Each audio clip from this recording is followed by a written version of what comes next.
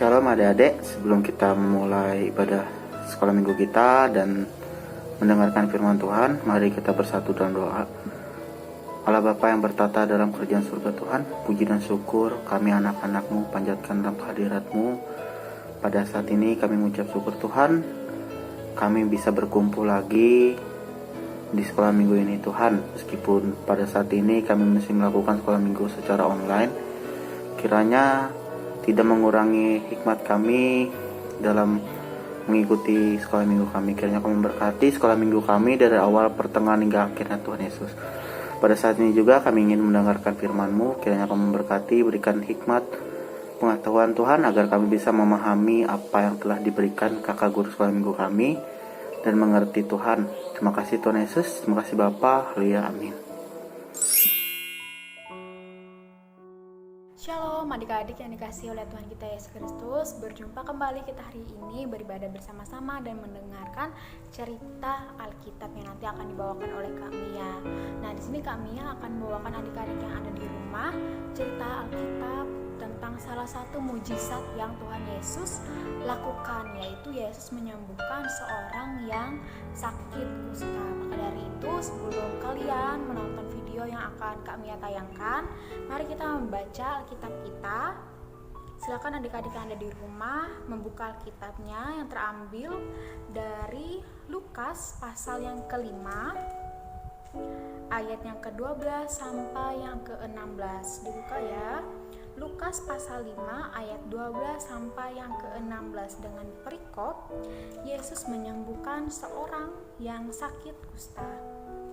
Pada suatu kali Yesus berada dalam sebuah kota. Di situ ada seorang yang penuh kusta.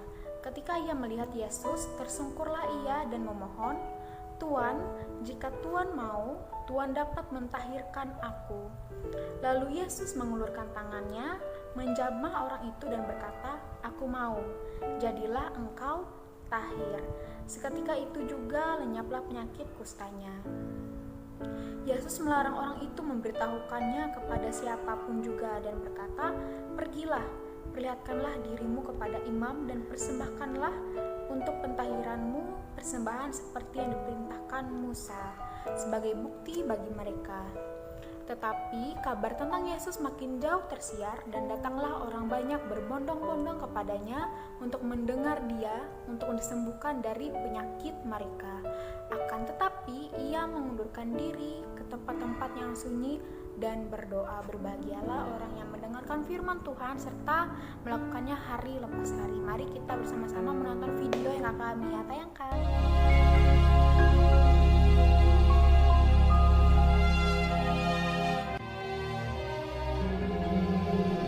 Pada suatu kali Yesus berada dalam sebuah kota.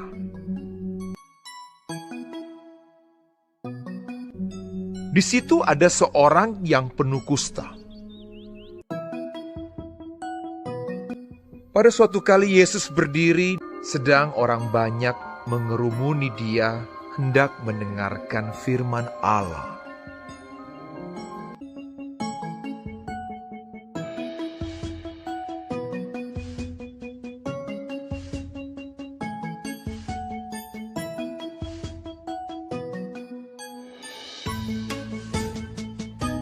Ketika ia melihat Yesus, tersungkurlah ia dan memohon, "Tuan, jika Tuan mau, Tuan dapat mentahirkan aku."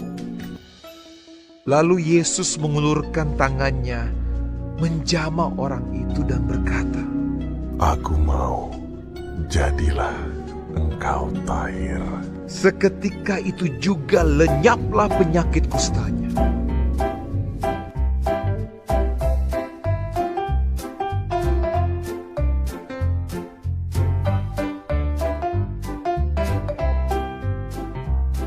Yesus melarang orang itu memberitahukannya kepada siapapun juga dan berkata, "Pergilah, perlihatkanlah dirimu kepada imam, dan persembahkanlah untuk pentahiranmu persembahan seperti yang diperintahkan Musa, sebagai bukti bagi mereka." Tetapi orang itu pergi memberitakan peristiwa itu dan menyebarkannya kemana-mana, sehingga Yesus tidak dapat lagi terang-terangan masuk ke dalam kota. ia mengundurkan diri ke tempat-tempat yang sunyi dan berdoa. Tetapi kabar tentang Yesus makin jauh tersiar dan datanglah orang banyak berbondong-bondong kepadanya untuk mendengar dia dan untuk disembuhkan dari penyakit mereka. Tadi sudah ditonton kan tadi video yang sudah ditayangkan. Nah, di situ ada seorang pria yang memiliki penyakit kusta. Nah, penyakit kusta itu adalah penyakit kulit ya. Nah, pada suatu hari dia tahu bahwa Yesus memiliki kuasa untuk menyembuhkan. Dan pada akhirnya dia datang kepada Yesus, dia meminta kepada Yesus untuk menyembuhkannya. Dia meminta kepada Tuhan untuk mentahirkan dia dari segala sakit penyakit yang sudah dideritanya. Lalu apa yang dilakukan oleh Tuhan Yesus? Tuhan Yesus mau untuk menyembuhkan pria yang mengalami sakit kusta itu. Nah, di situ Yesus mengiyakan permintaan dari pria penyakit kusta itu, lalu menjamahnya sehingga pria yang mempunyai penyakit kusta itu sembuh karena Tuhan Yesus yang telah menyembuhkannya. Nah, adik-adik yang ada di rumah, apa yang bisa kita pelajari dari kisah ini? Yang pertama, Yesus itu mengasihi semua orang. Tuhan Yesus tidak membedakan orang yang mau disembuhkannya.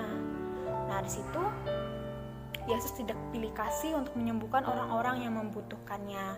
Nah, karena pada zaman dulu itu penyakit kusta itu adalah penyakit yang sangat menjijikan, tetapi Tuhan Yesus mau untuk menyembuhkan dan menjamah pria itu karena kasih Yesus yang sangat besar.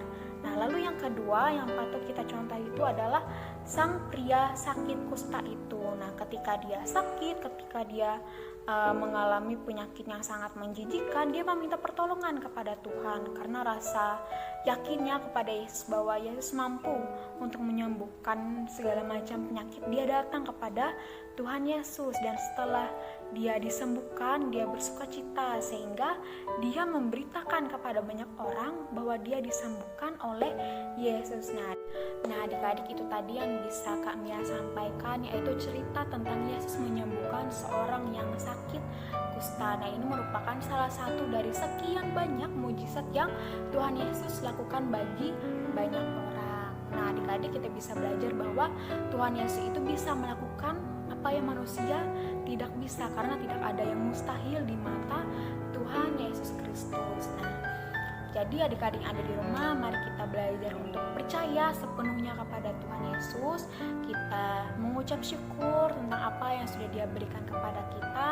Kita berdoa kepada Tuhan Yesus, dan ketika kita mengalami sakit penyakit, kita mengalami segala kesusahan, kita datang kepada Tuhan seperti yang dilakukan oleh pria penyakit kusta itu tadi. Ketika dia merasakan sakit, ketika dia mengalami penyakit yang sangat menjijikan, dia datang kepada Tuhan Yesus. Dia percaya bahwa Tuhan Yesus mampu untuk menyembuhkan sakit penyakitnya. Maka dari itu kita bisa mencontohi dari pria itu tadi. Nah, mungkin cukup sekian yang bisa Kak Mia ceritakan. Sampai jumpa minggu depan. Tuhan Yesus memberkati. Shalom, selamat pagi adik-adik, puji nama Tuhan. Kakak boleh diberi kesehatan, kekuatan, dan kakak berharap kalian juga yang di rumah tetap diberi kesehatan, kekuatan, tetap sukacita, dan tetap memuji nama Tuhan. Kita bersyukur kembali pagi hari ini kita boleh berkumpul bersama-sama untuk bersekolah minggu, walaupun secara online belum bisa kita bertemu, tapi tidak mengurangi sukacita kita untuk senantiasa memuji nama Tuhan dan dengar firman Tuhan. Adik-adik sudah dengar firman Tuhan tadi, saatnya kita akan berdoa untuk persembahan yang mau kita kumpulkan. Lipat tangan, tundukkan kepala, pejamkan mata, kita berdoa. Mari kita berdoa.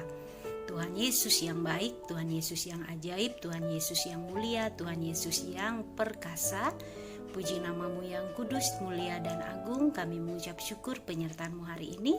Saat ini kami akan mengumpulkan persembahan syukur kami untuk pelayanan gerejamu, pelayanan sekolah minggu di Jemaat GKE Palangka.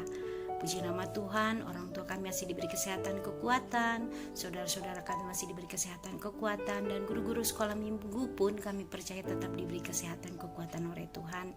Berkati persembahan yang mau kami kumpulkan, berkati kami semua, berkati orang tua kami, berkati guru-guru sekolah minggu kami, dan kami percaya anugerah kasih Tuhan senantiasa hadir dalam kehidupan kami.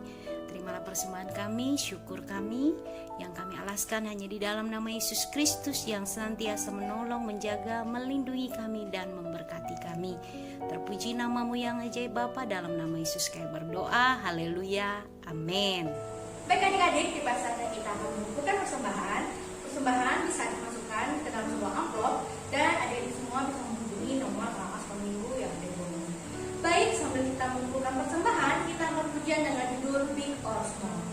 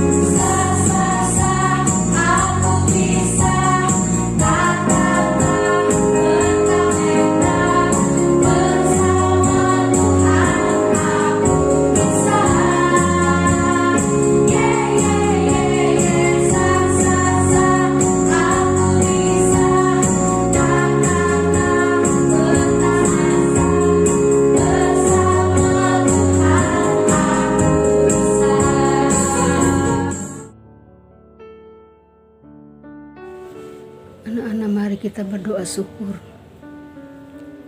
Ya Tuhan, kami bersyukur karena bisa beribadah walaupun secara online.